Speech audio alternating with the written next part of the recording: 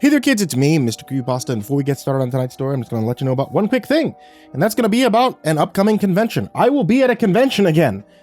Oh my god, it's going to feel so good going back. I will be at MomoCon this year. MomoCon takes place May 26th to May 29th, and it will be in Atlanta, Georgia. I really hope I get a chance to see you guys. I haven't been to MomoCon in so long for very obvious reasons, for one, but also just because I don't think I was even there before.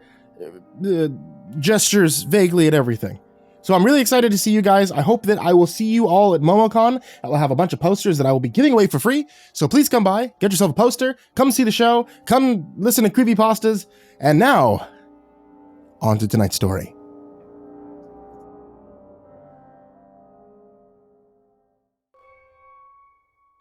My name is Samuel Singer, and while I usually introduce myself as a small-town reporter for the Habitsville Gazette, or the guy who's narrowly avoided all sorts of slow and agonizing deaths, today I bear a title that's far more chilling than anything I've ever faced before.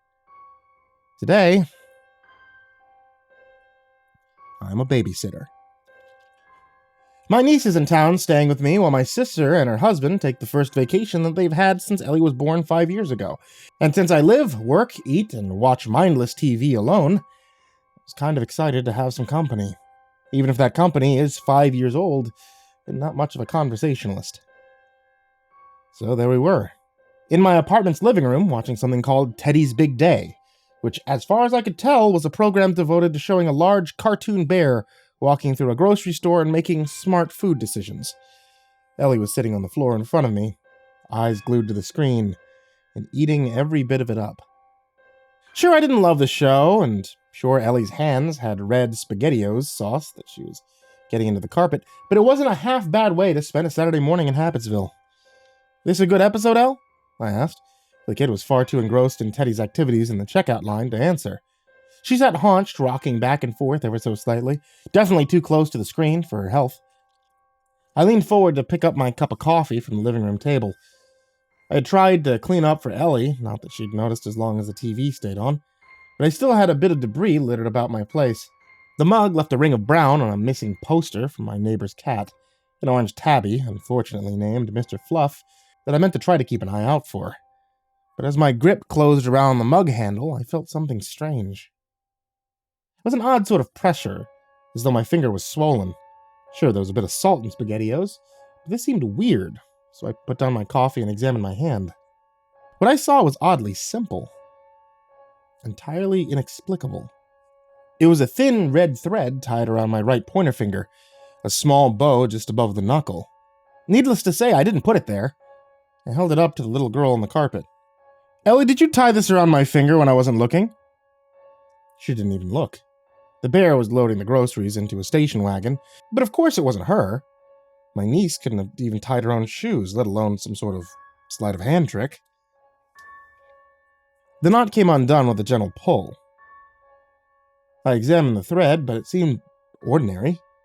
I let it fall to the floor and tried to stop thinking about it, but of course, I couldn't.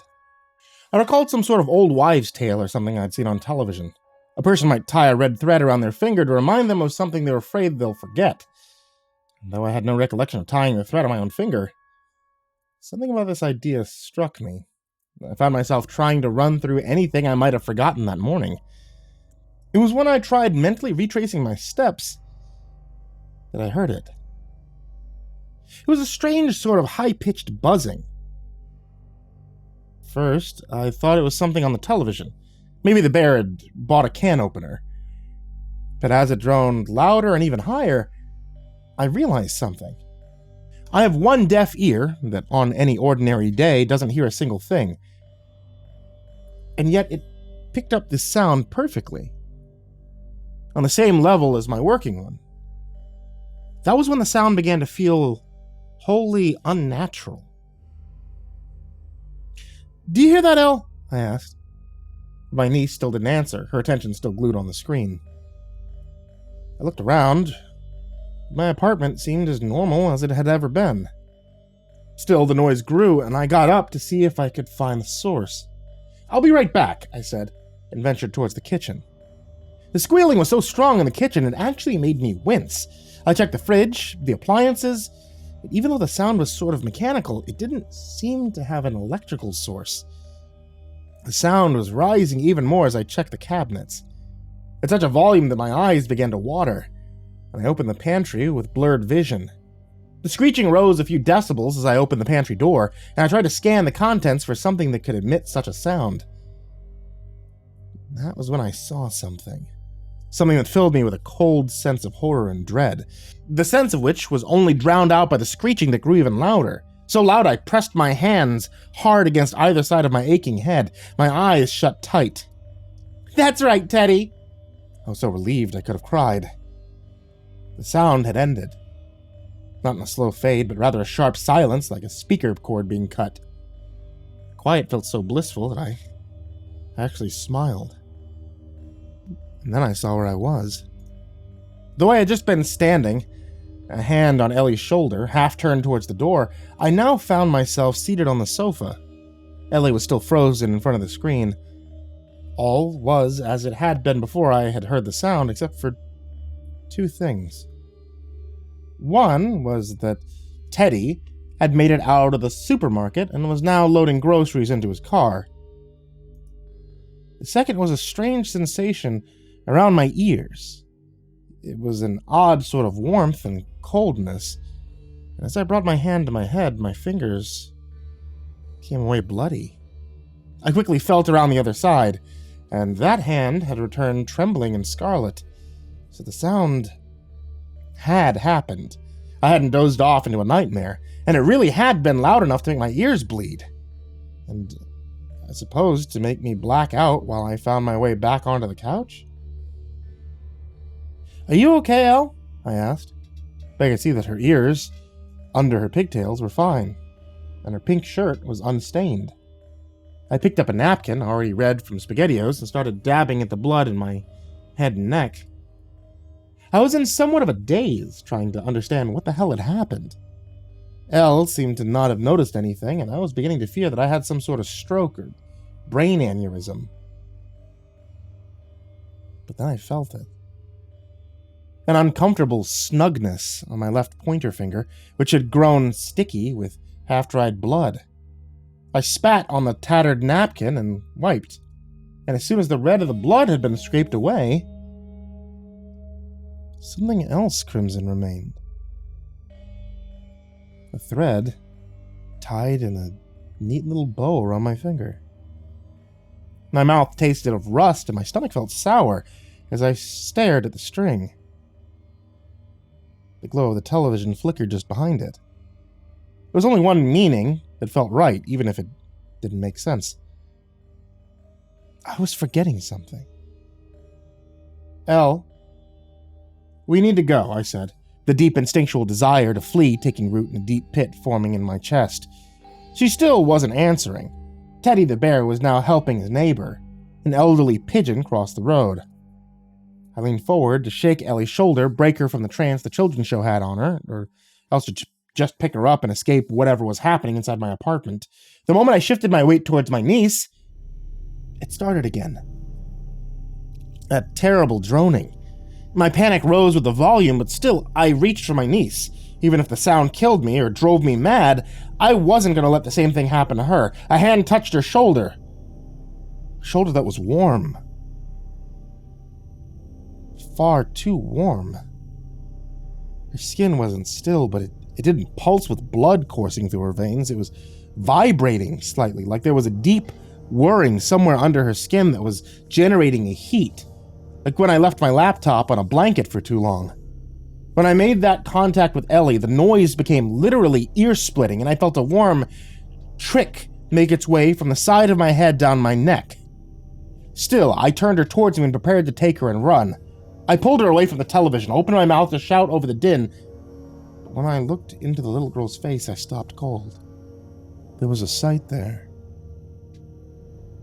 One so terrible it shook me to my very core. It was the worst sight I'd ever seen, and the sound screamed in my head. I shut my eyes tight. "Way to go, Teddy!" I blinked. It was quiet. My heart was still hammering in my chest from the horror that I'd seen just a moment before, and yet the sight before me was a familiar and mundane one. I was sitting on the couch. Teddy the bear was on the television learning Basic Addition from the cartoon Rabbit, and my niece, Ellie, was seated on the floor, her back to me. Only there was something not right about all this. I could remember the feeling of being scared, but when I tried to remember what of, there was nothing. I grabbed Ellie's shoulder, turning her around, and now here I was. My hands were sticky scarlet. I could recall the sound, the pain. The 2 times before I had found myself back on this couch without a memory of sitting down, and yet that last sight, as well as whatever I had seen inside the pantry, had been wiped from my memory. My breathing was shallow with fear, and this time I didn't call out to Ellie. Instead, I slowly and quietly looked down at my hand. Right at the center of my left pointer finger, just above the knuckle, there it was, a red thread tied into a neat bow.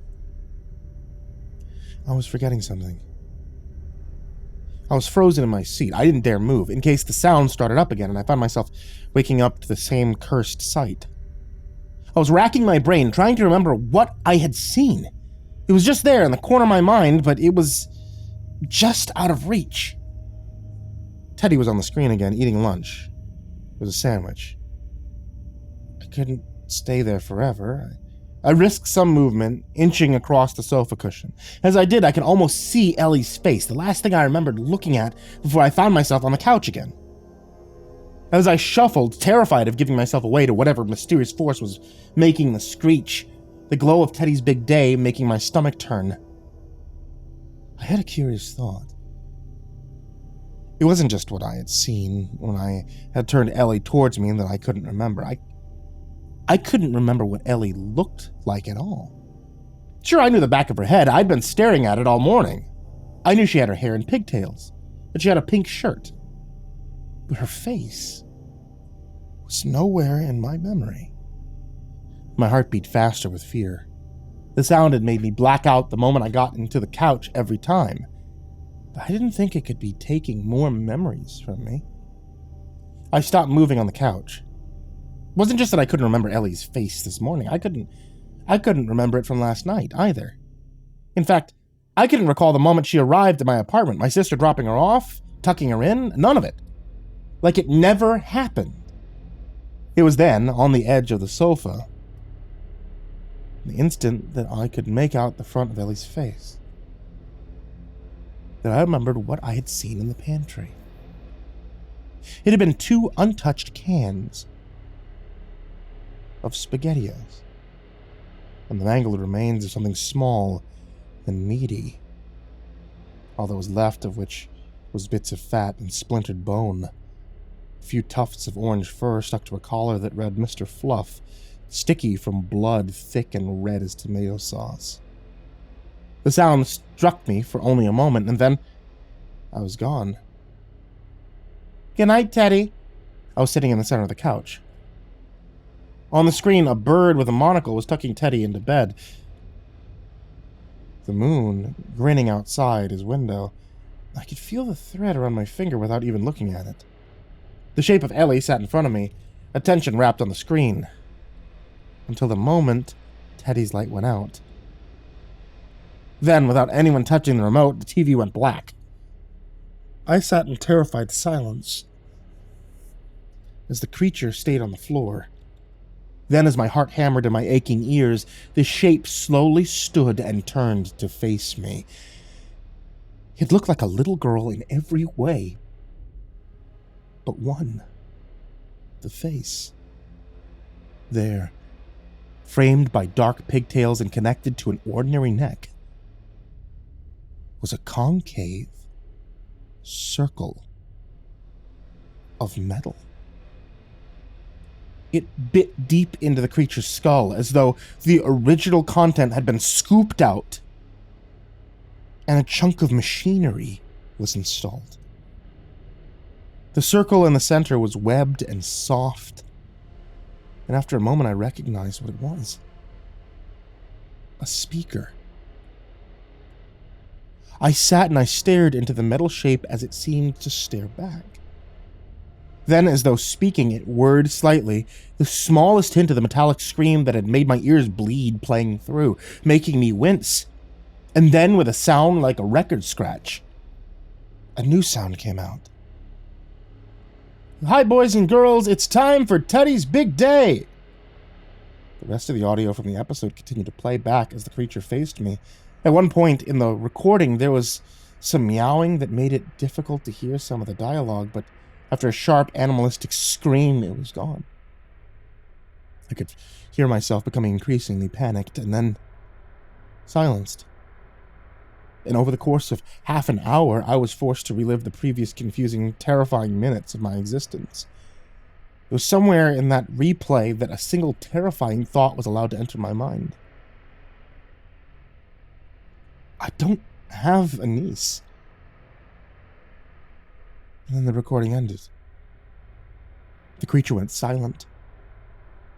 We looked at one another, or rather, I stared into the webbing of the speaker, and then, clumsily, as though its head was very heavy, it began to walk.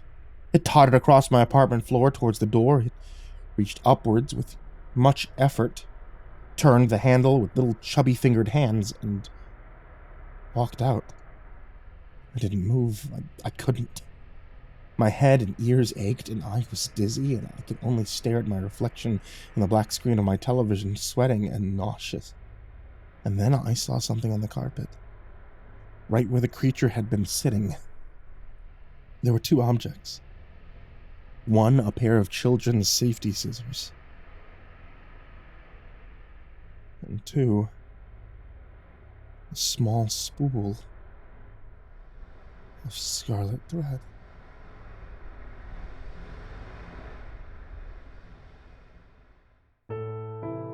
Hey there kids, it's me, MrCreepyPasta, and as always, I want to tell you thank you so much for watching tonight's video on YouTube, or listening to tonight's podcast on the podcast.